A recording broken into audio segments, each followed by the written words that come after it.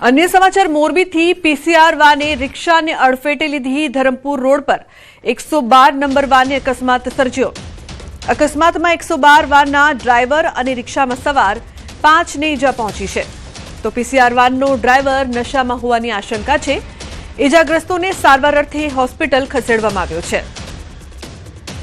उल्लेखनीय है कि पीसीआर वाननो ड्राइवर नशामां होवानी आशंका बाद अनेक चर्चाओं थई रही है। मोरबीनी समग्र घटना पीसीआर वाने रिक्षाने अड़फेटे लीधी।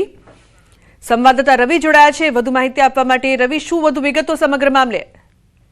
मोरबीना धरमपुर रोड पर 112 ना वाहन चालके एक पेला कार साथे अकस्मात सर्ज्यो, त्यारबाद एक रिक्षाने अड़फेटे लीधी हती अने त्यारबाद 112 जे पलटी मारी गई हती।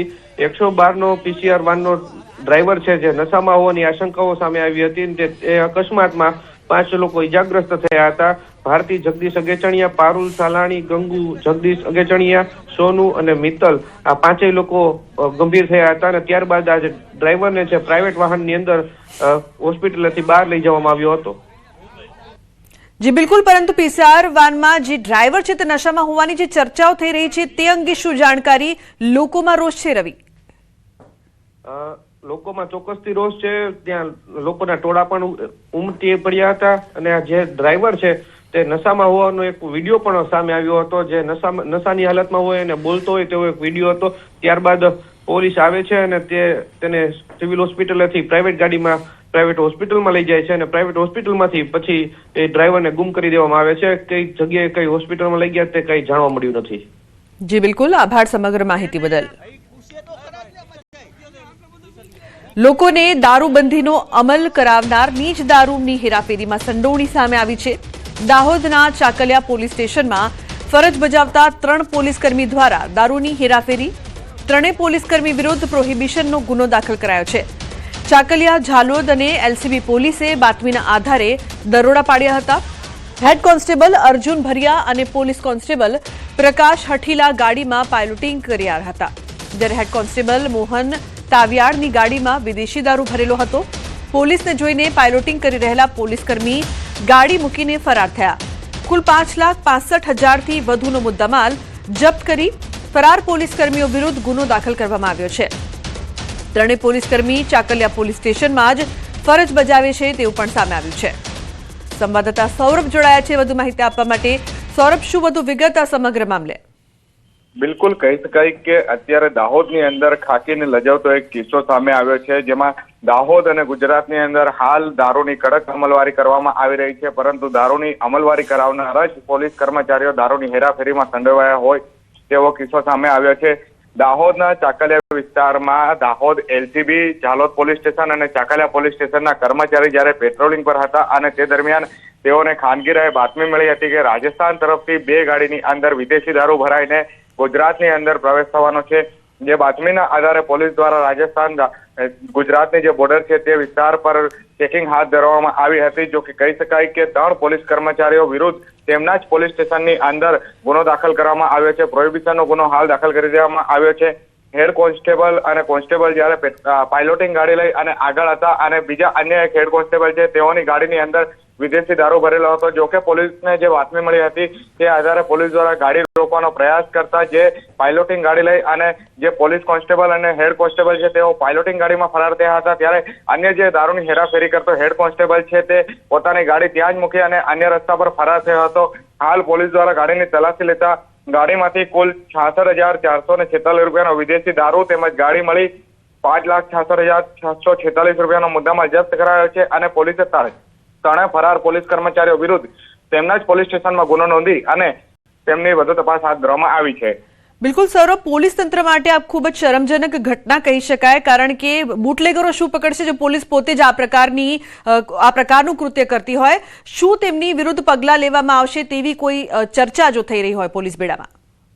અત્યાર સુધીમાં ડીવાયએસપી દ્વારા કોઈ પણ પ્રકારની માહિતી આપવામાં આવી નથી, પરંતુ હાલ તેમના વિરુદ્ધમાં ગુનો દાખલ કરી દેવામાં આવ્યો છે અને આ જે 3 ફરાર પોલીસ કર્મચારીઓની હાલ શોધખોળ હાથ ધરવામાં આવી રહી છે તેમને અટકાયત કરવામાં આવશે, ત્યારબાદ વધુ કાર્યવાહી હાથ ધરવામાં આવશે। જી બિલકુલ, આભાર સમગ્ર માહિતી બદલ।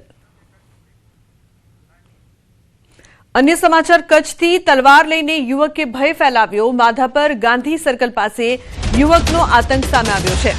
મંદિરમાંથી તલવાર લાવી જાહેર રોડ પર ફરતો દેખાયો હતો। વિડીયો વાયરલ થતા પોલીસે તાત્કાલિક કાર્યવાહી કરી યુવાનને રાઉન્ડઅપ કરી જાહેર સુલેહ શાંતિ ભંગ બદલ અટકાયત કરવામાં આવી છે। તો જામીન પર છૂટ્યા બાદ યુવાને જાહેરમાં માફી પણ માંગી છે। મંદિરમાંથી તલવાર લઈને રસ્તા પર ફર્યો હતો। તલવાર લઈને યુવકે ભય ફેલાવ્યો હતો। લોકોમાં ડરનો માહોલ જોવા મળ્યો હતો। કચ્છની આ સમગ્ર ઘટના માધાપર ગાંધી સર્કલ પાસે યુવાનનો આતંક છે તે સામે આવ્યો, જે બાદ પોલીસે આ યુવકની અટકાયત કરી છે। એટલું જ નહીં પરંતુ જાહેરમાં માફી પણ મંગાવી છે। મારું નામ બપ્પુ છગનભાઈ ભીલ, માધાપરનો રહેવાસી। હથિયાર લઈને ફરતો હતો। એકવાર ભૂલ થઈ ગઈ, બીજી વાર આવી રીતના મારી ભૂલ નહીં થાય, માફી માંગુ છું। તો સુરતના કામરેજમાં દુર્ઘટના, લિફ્ટ અને દિવાલ વચ્ચે કચડાઈ જતા મોત નીપજ્યું છે। કામરેજના નવી પારડી ગામે જેડીસી વિસ્તારમાં આ ઘટના બની છે। યુવક લિફ્ટમાં કાપડના ટકા ઉપરના માળીથી નીચે ઉતારી રહ્યો હતો।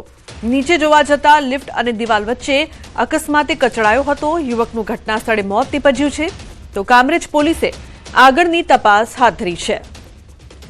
તો સુરતના કામરેજમાં દુર્ઘટના, કેતન જોડાયા છે વધુ માહિતી આપવા માટે। કેતન, શું છે આ સમગ્ર ઘટના? ચોક્કસથી વાત કરું તો સુરત જિલ્લાના કામરેજ તાલુકાના નવી પારડી જીઆઈડીસી સ્થિત આવેલી એક ઔદ્યોગિક એકમ છે। તેની અંદર જે ફેક્ટરીની અંદર લિફ્ટ મૂકવામાં આવી હતી અને લિફ્ટ બાળક જે યુવક છે તે યુવક જોવા જોઈએ કે લિફ્ટ હજી નીચે નથી આવી કે ઉપર નથી જઈ શકતી, શું છે કારણ એ લોકો કરીને જોવા જતા અચાનક લિફ્ટ આવી જતા આ દિવાલ અને લિફ્ટની વચ્ચે બાળકનું કચડાઈ જવાથી મોત થયું હતું। જે ઘટના અંતર્ગત જે કામદારોની અંદર પણ રોષ જોવા મળી ગયો હતો અને ખાસ કરીને કામરેજ પોલીસે ઘટના સ્થળે પહોંચી અકસ્માતે મોતનો ગુનો દાખલ કરી વધુ તપાસ હાથ ધરી છે। અને ખાસ કરીને આવી જે અનેક વખત લિફ્ટની અંદર ફસાઈ જવાની ઘટનાઓ બનતી છે, જેને લઈને તકેદારીના પગલાં જે મિલ સંચાલકે રાખવા જોઈએ એ રાખ્યા ન હતા। એના કારણે પણ અનેક ઘટનાઓ અનેક વખત બનવા પામતા લોકોમાં પણ એક રોષ જોવા મળી રહ્યો છે। જી લુબના। બિલકુલ કેતન, આભાર સમગ્ર માહિતી બદલ। તો લોકોમાં પણ રોષ જોવા મળી રહ્યો છે। અમદાવાદમાં વહીવટી તંત્રની બેદરકારીનો જાગતો પુરાવો। હાટકેશ્વર સર્કલ પાસે પાઇપલાઇનનું મોટું ભંગાણ, પાઇપલાઇન તૂટતા જ પાણીના ઊંચા ફુવારા ઉડ્યા। બ્રિજ તોડવાની કામગીરી સમયે પાઇપલાઇન તૂટી હતી। 3 દિવસથી લાખો લીટર પીવાના પાણીનો વેડફાટ થઈ રહ્યો છે। તો રસ્તા પર નદીની જેમ પાણી વહેતું થયું છે। પીવાના પાણીની લાઇન તૂટતા સ્થાનિકોને હાલાકી ભોગવવી પડી રહી છે। ઉલ્લેખનીય છે કે રસ્તા પર નદીની જેમ પાણી વહેતું થયું છે। પીવાના પાણીની લાઇન તૂટતા સ્થાનિકોને તો હાલાકી છે જ, પરંતુ સાથે સાથે આટલી માત્રામાં પાણીનો વેડફાટ થઈ રહ્યો છે। હાટકેશ્વર સર્કલ પાસે પાઇપલાઇનમાં મોટું ભંગાણ સર્જાયું। પાઇપલાઇન તૂટતા પાણીના ઊંચા ફુવારા ઉડ્યા। લોકોમાં રોષ છે। બ્રિજ તોડવાની કામગીરી સમયે પાઇપલાઇન તૂટી।